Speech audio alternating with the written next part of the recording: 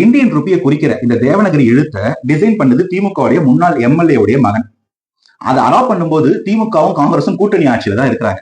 இதை டிசைன் பண்ணவரை நேர்ல கூப்பிட்டு அன்றைய தமிழக முதல்வரும் திமுக தலைவருமா இருந்த கருணாநிதி வாழ்த்தியிருக்காரு. இதுல இருந்து என்ன புரிஞ்சுக்க முடியுதுன்னா, இந்த தேவனகிரி ரூக்கு எதிரா திமுக இல்ல, திமுக இதுல எந்த பிரச்சனையும் இல்ல.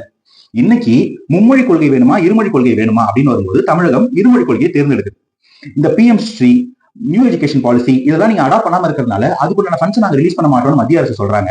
இந்த ஃபண்ட்ஸ் இல்லாட்டி எங்க எஜுகேஷன் எக்ஸ்பென்ஸ் மீட் பண்றது கஷ்டம் சொல்லி மாநில அரசு சொல்லி இதுல ஒரு முடிவு எட்டப்படாததால எங்க எஜுகேஷன்ஸை நாங்க எங்க ஃபண்ட்ஸ் வந்தே பாத்துக்கிறோம், நாங்களே பட்ஜெட்ல அதுக்கான ஃபண்ட் அலாட் பண்றோம் சொல்லி ஒரு எதிர்வினையாதான் இந்த பட்ஜெட்ல தமிழ் ரூபாயை குறிக்கிற இந்த ரூ போட்டிருக்காங்க. ஏன்னா தமிழகத்துடைய ஃபண்டே தமிழகத்துடைய எஜுகேஷனை பாத்துக்கு போகுது, உங்க காசு இல்லாட்டி பரவாயில்ல அப்படின்னு சொல்றது. இவ்வளவுதான் இந்த எதிர்வினை. இதை இவ்வளவு புரிஞ்சுக்கிட்டா போதும்.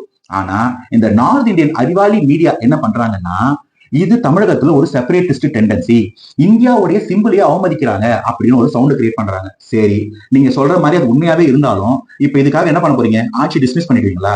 சரி, அப்படியே நீங்க ஆட்சி டிஸ்மிஸ் பண்ணாலும் அடுத்த மாசம் 10 மாசம் கழிச்சு வரப்போற எலெக்ஷன் அடுத்த மாசம் வந்ததுன்னா யார் ஜெயிப்பா? இது உங்களுக்கு புரியாதா? ஓகே, இது அந்த அளவுக்கு எல்லாம் போல. இந்த மாதிரி ஒரு தவறை நாங்க சுட்டி தான் காட்டுறோம், கொஞ்சம் சத்தமா காட்டுறோம் அப்படின்னு சொன்னீங்கன்னா, ஏற்கனவே இந்தியால போன எலெக்ஷனை விட இந்த எலெக்ஷன்ல பாஜக சீட்டு குறைஞ்சிருக்கு. பாயிண்ட் 1.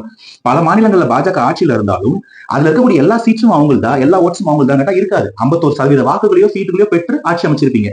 விச் மீன்ஸ் ஒரு 40%க்கு அதிகமான ஓட்டுகள் அவங்களுக்கு எதிரான ஓட்டுகளா இருக்கும்.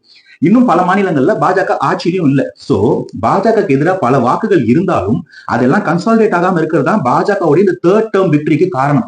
இப்போ திமுக கொண்டு போய் நிப்பாட்டி இவங்க தான் பாஜக சரியான எதிரி, இவங்க தான் பாஜக ஆன்டிடிசிஸ் எழுதுவாங்க அப்படின்னு நீங்க காமிக்கும் போது என்ன ஆகும்னா, இந்த வாக்குகள் திமுக இருக்கக்கூடிய இண்டி கேம்பஸ்க்கோ இல்ல திமுகக்கோ கன்சாலிடேட் ஆகிறதுக்கான வாய்ப்பு அதிகம். இது தென் மாநிலங்கள்ல ஹெவியா ரிஃப்ளெக்ட் ஆகிறதுக்கான வாய்ப்பு கூட இருக்கு.